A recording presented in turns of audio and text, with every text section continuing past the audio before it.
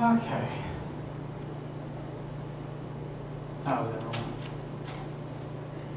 I'm kind of hurting right now. Oh no. Well, I hope that improves. Sure. I hope so. Not me anything.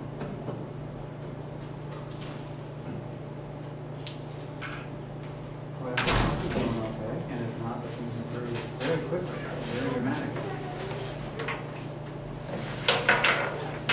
It's not raining anymore. That's kind of nice. Yes. Oh, I love the snacks. The weather has made my existence more difficult. I don't appreciate it. So here's hoping more sunshine more often.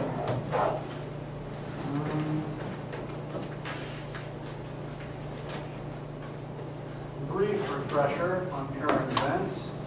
The Chapter 11 assignments, quiz and homework are going to be due tonight. So we can spend the evening today talking about those. Make sure everyone has everything we need for those. And the rest of this week, we're going to spend looking at Chapter 12, which is, I believe I showed you the first slide of last week, is going to be about the laws of thermodynamics.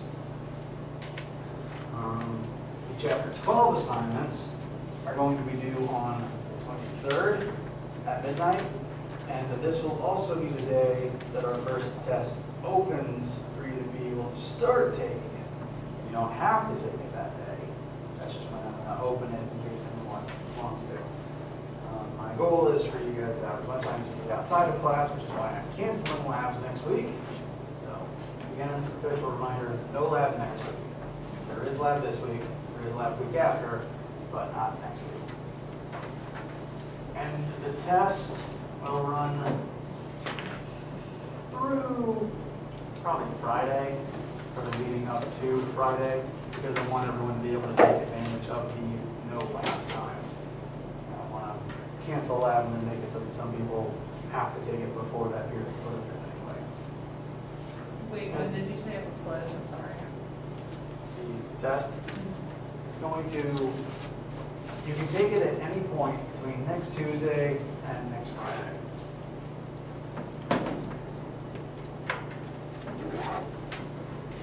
And so next Tuesday, we're going to focus mostly on closing out Chapter 12 stuff, and then we'll transition into spending the rest of any class hours that week on review and just tying all of the first 3 chapters together. Since that means Thursday will mostly be just review, if you feel you don't need it, I won't require anyone to be here. I don't require you to be here anyway, but if you especially don't think that you need review on chapters 10 through 12, then that day in particular is one that you might not feel the need to attend. But immediately after that week, start of March, we're going to be moving into electricity. That said, there won't be any homework due that Tuesday because there was no new chapter the week before. So this week, Chapter 12, then test, then electricity. I feel my explanations are as scattered as I am today.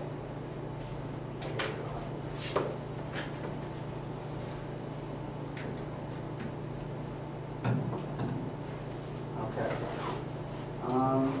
I'm beginning at some Chapter 11 homework emails and various questions from the previous lecture too. So I'd like us to spend some time taking a look at those. Thank you, Cindy H, for signing out every 5 minutes. That's exactly what I'm doing. Is that really what it's doing? It makes doing homework really fun. Cindy H, I just want to talk. I just want to talk.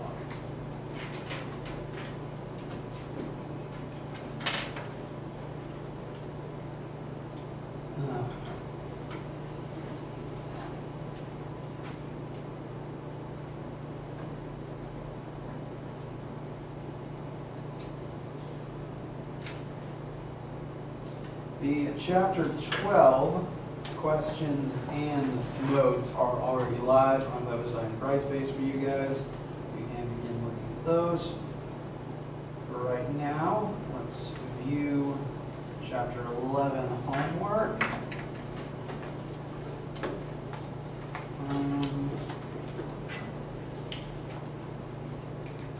There are some common questions that I've been receiving that I'd like to go ahead and address with everybody.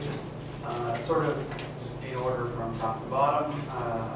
People have asked about 3, and 3, I apologize for not addressing this to begin with. In similar to, I believe, your previous physics classes, if web assignment says that you have to do something on paper, you don't have to do something on paper. I'm not going to actually ask for it. The reason this question is here is because the math part of the question is a good phase change conservation of energy question, but I'm not going to make you turn in something on paper. That said, I do encourage you to show me your work when your web assignment makes a mistake so that I can give you points, but you never have to, you can ignore the written requirement of A through C. I apologize for not saying so previously. That said, part A is useful in that it asks to identify all 5 of the phase interactions that are thermal interactions that are going on in this situation, and I'd like to run through those quickly. The physical situation is we have an aluminum container containing some ethyl alcohol and some ice. We know the starting temperatures and masses of all of these things. We know what they're all made of. And our goal is to figure out the equilibrium temperature that all 3 of these things will be at after they've been touching in thermal contact for X amount of time. Because if any 2 things, or I guess any 3 things, are touching long enough, they'll eventually end at the same temperature. And when the question refers to 5 energy transfers, it is referring to this 5 series of events.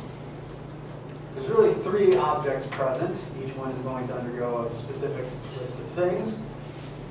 Looking at our starting temperatures, the aluminum is at 20 Celsius, the ethyl is at 30 Celsius, and the ice is at -10. Just completely beginning off the top of your head, just your thoughts. About what do you think the final temperature is going to be? Is it going to be below 0 or above 0? Probably above 0, especially if there's 5 interactions. That's going to account for a phase change. Also, the answer to my numbers is 11.4 Celsius, so does that. So since we're going to end this situation above 0 Celsius, the aluminum and the ethyl will cool down, the ice is going to warm up. So the 5 things that are going to happen are, ice is going to have to warm up from -10 to 0, then the ice has to melt before it can continue warming up, then once it is water, it's going to keep warming up. Meanwhile, as it is gaining thermal energy, the aluminum and the ethyl have to lose it. Since this is a closed system, any energy gained by one thing has to come from something else. So these are the sort of 5 parts of the problem, 3 of which can be classified as a Q gain situation. The object in question is gaining thermal energy. The others can be described as Q lost, because these 2 things are losing thermal energy in this situation. So I like to set up negative Q lost equals Q gain. If you like to put the negative on the other side, that is completely fine. You know, the various other teachers and departments have their own way of writing this down. That is more than okay. But we have our 2 objects losing thermal energy, so that's an MC delta T for the aluminum and MC delta T for the ethyl, equal to the 3 parts that involve gaining thermal energy, ice warming up, ice melting, and then the water warming up. So this is our 5-part situation. The sort of words in this question would have seemed to have been leaning towards you guys setting everything on one side equal to 0, which you can do. This is just how I like to set it up. What would you solve for? Very good question. what the question asks you for ultimately is the final temperature of everything present. So let's just look at all of these delta T's very quickly. I believe everyone's temperatures are the same, except for the final one. So on the lost side, we have the aluminum term, so MAL, CAL, and then the aluminum's delta T. The aluminum's going to start at 30 Celsius, and it's going to end somewhere. Can that be written that way? It should, thank you very much. Yes, it should.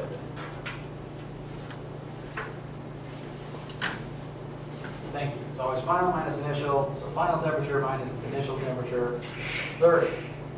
Meanwhile, the ethyl, and ECE, and its delta T, it started at, whoops, I made a second mistake. The aluminum started at 20, the ethyl is starting at 30. So, don't know its final temperature, but we do know its starting temperature, and since these two objects are touching, the goal is for them to reach thermal equilibrium, they're going to end at the same temperature. So it's the same TF for both. You may have trouble reading what. Yeah, you're good. So that's our left side.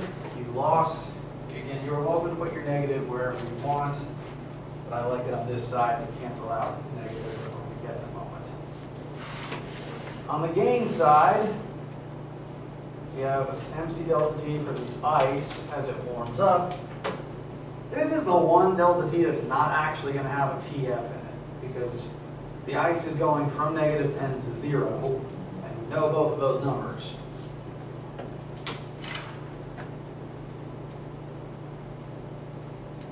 So there's no term to solve for there. We know all three of those numbers. We can just find the amount of energy required to do that.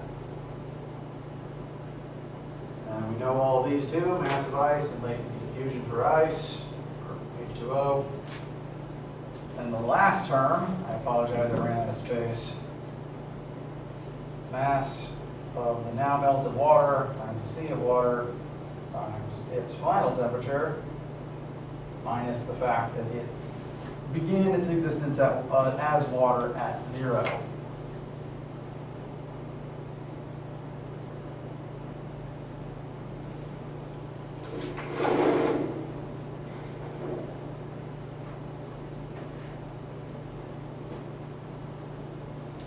And we still have our 5 terms, but there's only one unknown variable left across the whole thing.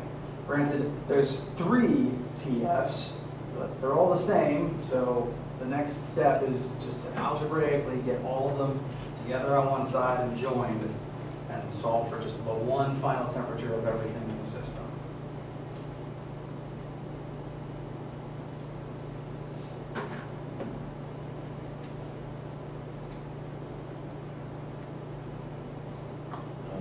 What is LF?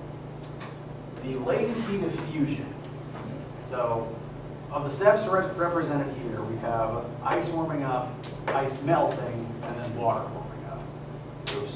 So that is the melting part. That's mass of the ice times the latent heat of fusion for water, which this question doesn't actually give. That's frustrating. So Yes. that's It does? The information is on this homework.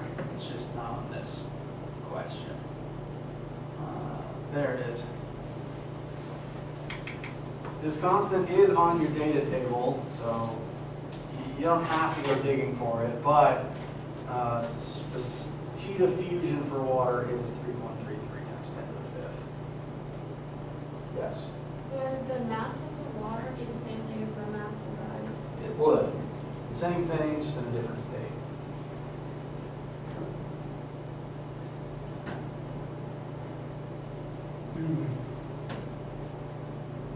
so LF in this case is the same thing as delta H.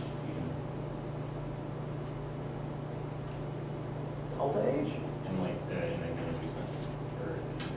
I've never heard it called delta H before.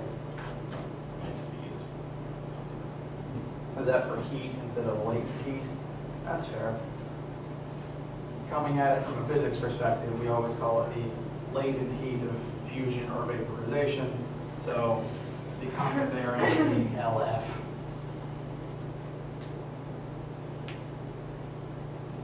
But, lost my train of thought. Constant is coincidentally in a separate question. It is also in the table in your notes. Again, that information will never be hidden from you. You can always look that up.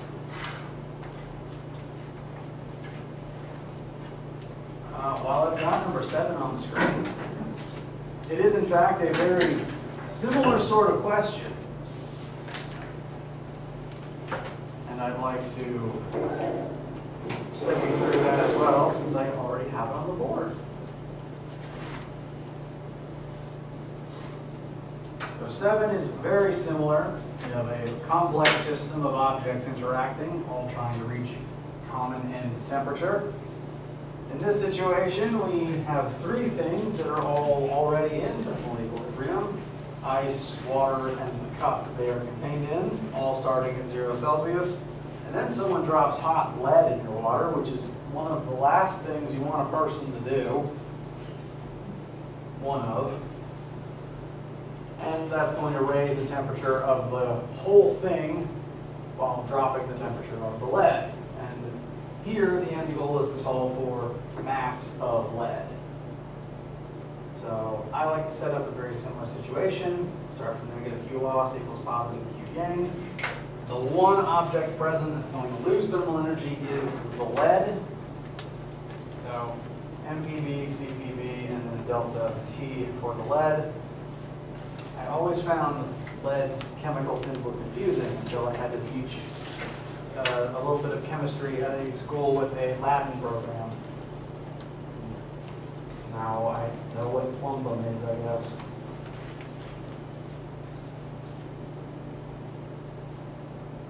So again, similar type of thing. This is the one object losing thermal energy this time. On the gain side, we have the copper cup warming up, and we know it's starting at final temperatures this time. The water that began as water will have the same delta T. It gets a little tricky in that we have water that was already water and begins warming up versus the ice that needs to melt first and will then warm up. I like to keep them separate. You could hypothetically combine these 2 terms together and just lump their masses in together. I keep them separate just for listing everything out one piece at a time. But just to reiterate, this is the water that was always water. This is the ice melting, and then this is that melted ice warming up.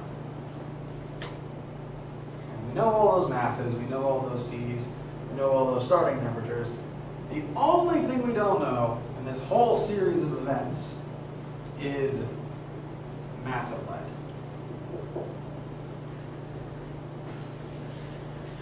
Wait, why do you use the C of water and not of ice? Very good question.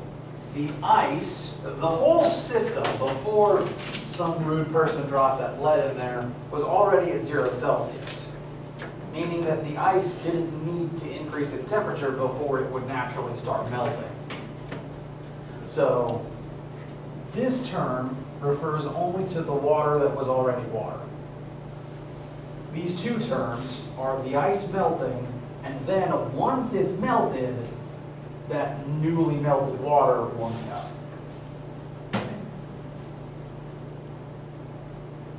So if it were not 0, you'd have to do like ice and in the middle and then Yes, if it started any colder than 0, there'd be 1 extra step.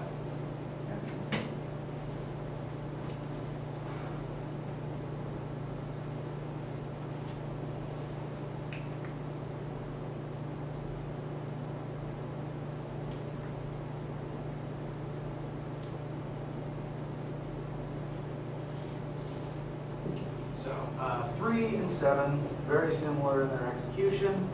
Similar process to set them up.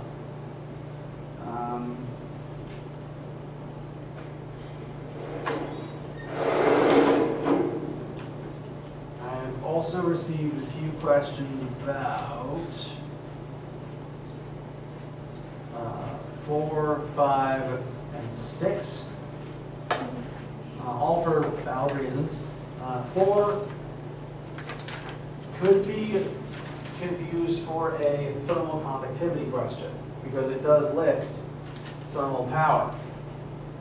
However, you are not given a thickness for this aluminum pot. You are not told the difference of temperature from one side to the other, which means this formula falls out of use for this particular question.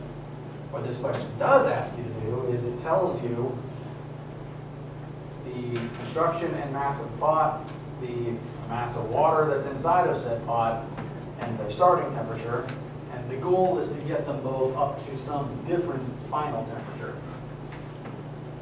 So this is not actually a P equals Ka, etc. question. This is another MC delta T question. You need to figure out how much thermal energy it takes to get both the pot and the water up to boiling. Once you know that required energy total, you can figure out how long it would take for this specific burner to make that happen. And to facilitate that, the conversion between BTUs per hour and joules per second is right here. That's 1 BTU per hour is 0.29 joules per second.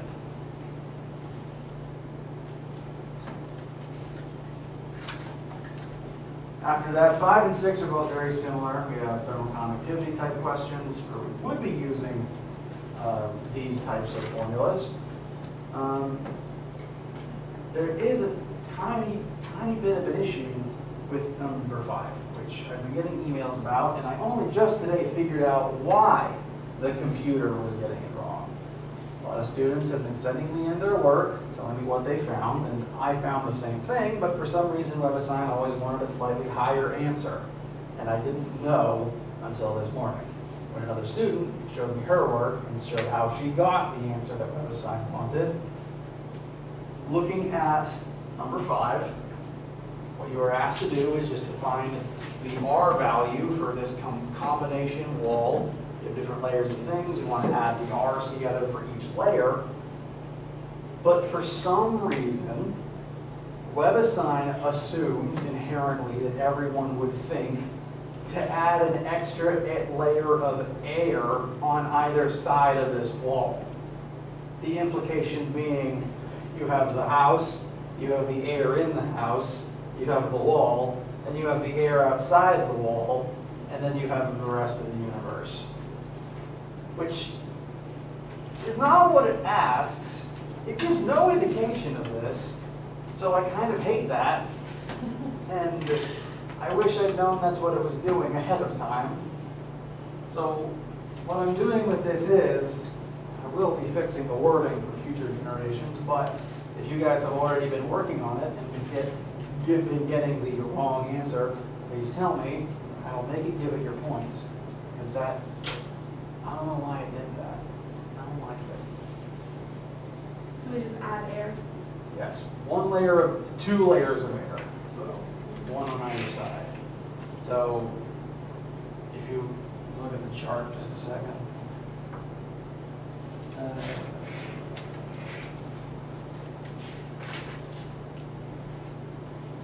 So every other R you add together, you do as normal. But WebAssign also added 2 stagnant layers of air. So all of your answers are about 0.34 smaller than WebAssign is expecting. So if you haven't done that question yet, add 0.34 to it and the computer should be happy. If you have done that question yet, tell me and I'll fix it.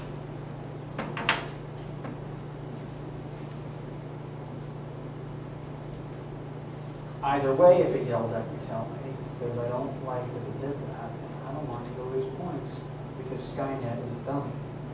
Yes? Do you want our work, regardless of if we think the computer took away points or not? It can only help, although this question is short to the point where I can just add to your numbers together and see where your number came from. It would help, though. Okay. It would technically help. So would be preferred, yes.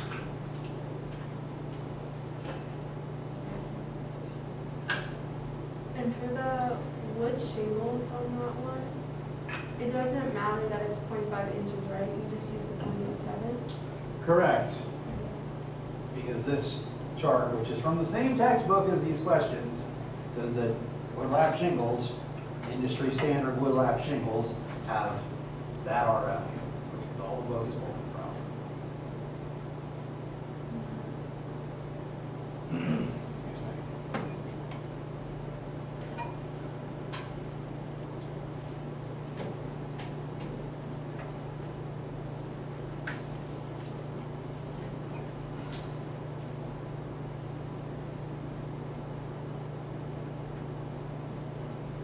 That should be, that's most of the things that I have encountered, people having issues with chapter 11 assignments. Is there any questions at all about anything you guys have encountered, or any issues you're having with this particular assignment?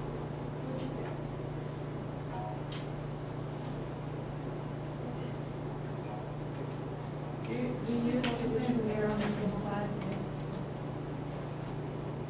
Coming in? Like there's a layer of air between the wall? So do you have 3 layers of air? I didn't, no, I do not believe so, because the question is saying, the outside of the house consists of lap wood shingles. Yeah, it doesn't actually, back to the previous question actually, it doesn't actually say how thick the shingles are, because the book only has one constant for lap wood shingles, regardless of the thickness. The 1/2 inch thick is the sheathing, then the cellulose fiber, then the drywall. It should just be looking for 2 extra layers of air. Again, I don't like that it is, but because 2 air layers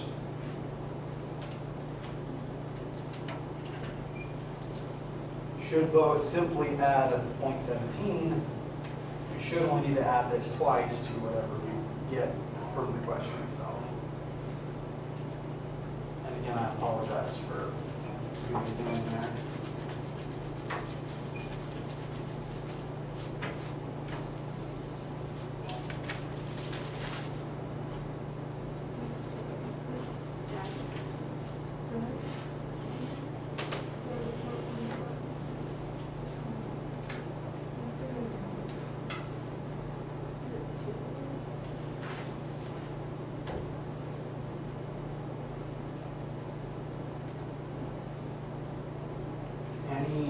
Any possible comments, concerns, needs, etc.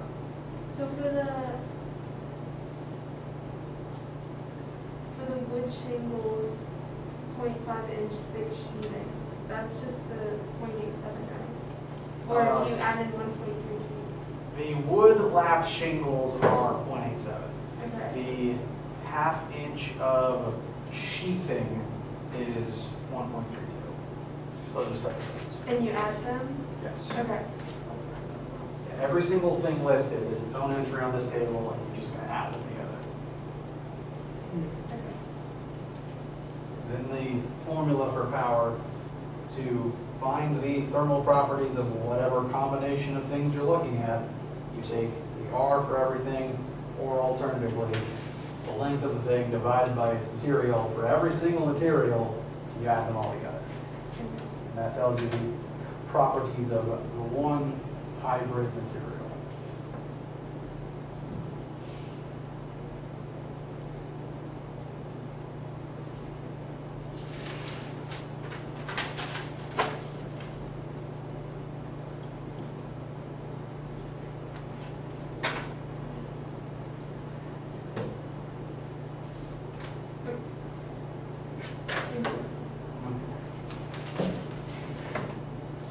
Any issues at all that you encounter with this assignment, please let me know as soon as possible.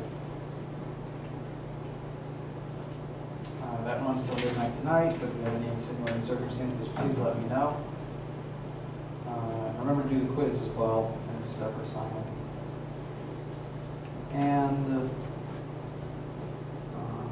if there's nothing else specific from you guys, we're going to spend the rest of the period looking at laws of thermodynamics. I believe I got to showing you this slide last week. Okay, very good. Made a couple sharp remarks about the zeroth law of thermodynamics, which is as dumb as it sounds. So, brief refresher before we take a quick water break and switch gears. The laws of thermodynamics are a big deal in physics. We like to put our laws into trios, as it seems. We have Newton's 3 laws of motion, we have the 3 laws of thermodynamics. Rule of 3 is sort of just a universal humanism, it seems. And that was the case for thermodynamics until someone thought that this was a necessary addition. But the 0th law is just the communicative property of temperature. You've been conceptually working with that one your whole lives. And 1 through 3 are the actual meat and potatoes laws of thermodynamics. This one gets brought up especially in non-thermal areas. It's simply the universal law of conservation of energy. So it's pretty much handy to every single branch of science ever, regardless of what you're studying. Energy is present and it needs to be conserved, or else.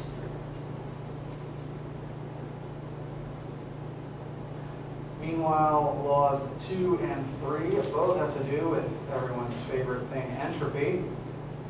2 tells us that the entropy of the entire universe, if you look at the whole universe as a system with no in or out, entropy of that one system is constantly either staying the same if you are managing a 100% efficient process, or it is rising because every single process creates more thermal energy than it had to begin with, driving up temperatures and chaos along with it.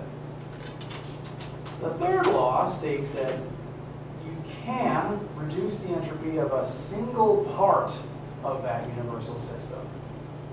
You can make the entropy of a specific thing drop by dropping its temperature. The lower something's temperature is, the less chaotic it is, the less entropy it has.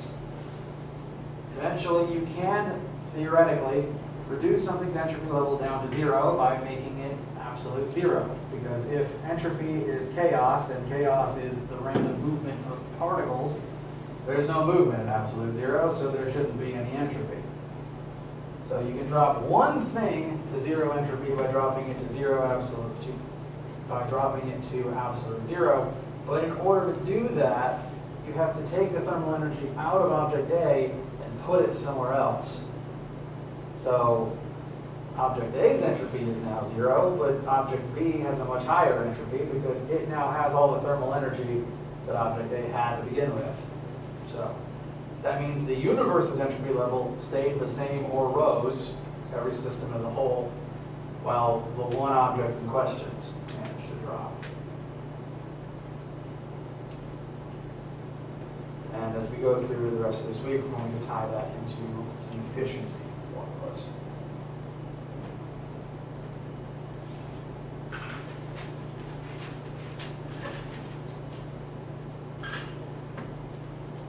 Excuse me. So, these are the laws. We're going to look at each one a little more closely and talk about what particular thermodynamic formulas are tied to each law. And I've been talking for a pretty fair stretch of time already, and my water bottle is getting low. So let's go ahead and take a second for a brief pause. I'll fill up my water. Everyone can do the same, check their emails, whatever you need, and we'll reconvene momentarily.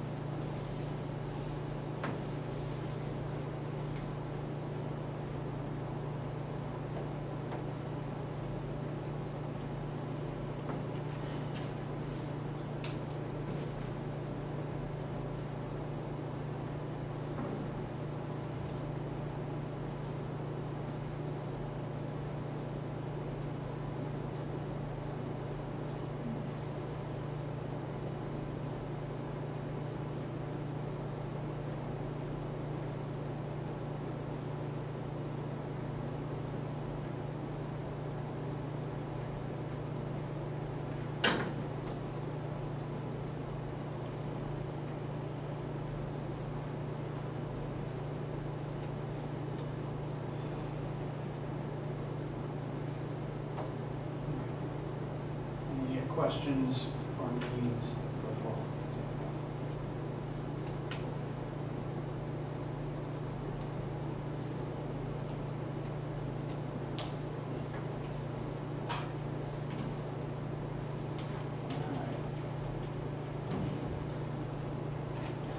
So,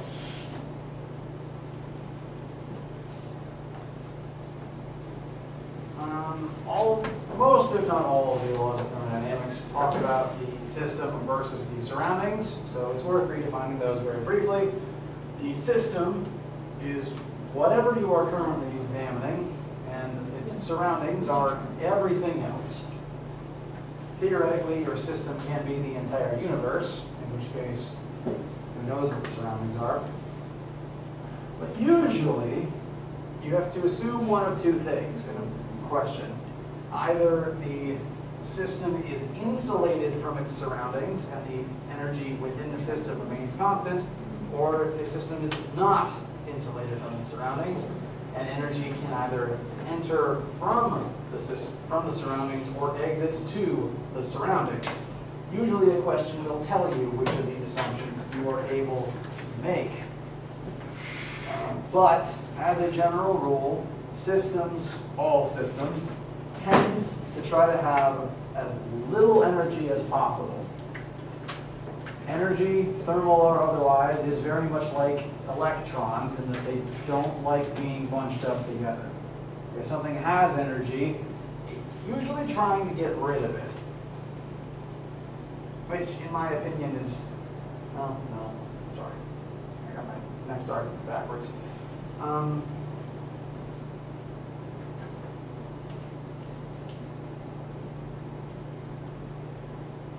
This is probably true for all forms of energy, because if something is moving at high speed, pretty much everything that object encounters is going to try to slow it down somehow.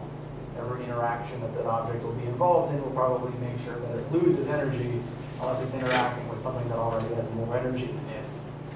Energy, like electricity, will always try to go from high to low if you let it, which is occasionally why we have to isolate the system in question from its surroundings, and usually why we have to insulate our experiments with 2 layers of foam top and a little cap on top. So, we talked about the 0th law. It is, again, just the communicative property of temperatures.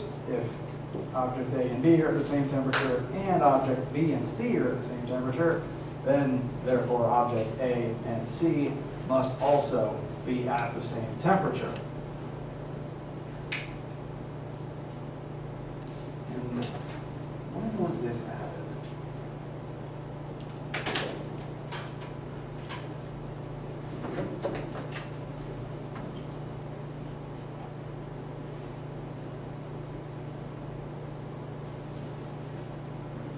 The 0th law of thermodynamics was added in 1935 as a preface in a specific textbook written by one Ralph H. Fowler. So if you thank Ralph that this preface statement has been added to all of our textbooks. On to the actual first law of thermodynamics, though. We're going to focus on energy possessed by a specific part of a system. The greater overall law, first law of thermodynamics, does state that total energy levels in the entire universe must remain constant. Energy will change states, it will change locations, but you can't get rid of it. Subsequently, we can expand that to these a couple of statements here.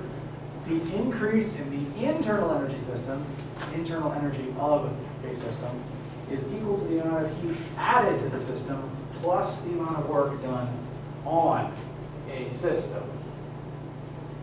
In this particular context, I'm going to go ahead and jump down to this formula here. Delta U refers to the change in the internal energy of an object. So U is going to be our physics variable for internal energy, which I don't have on this slide for a straight point. I should fix that.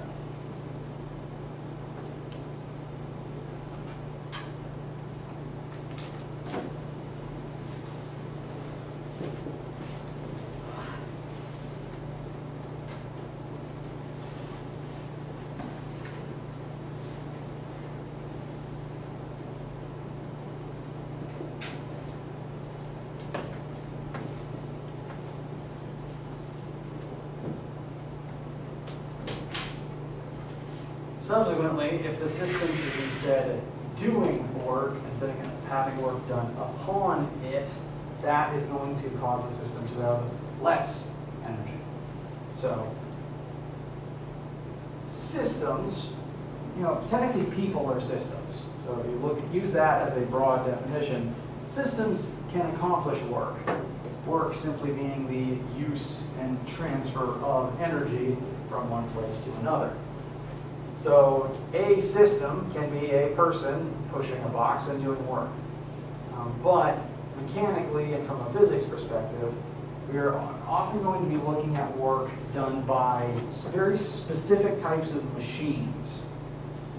And the most common machine we are going to examine is the case of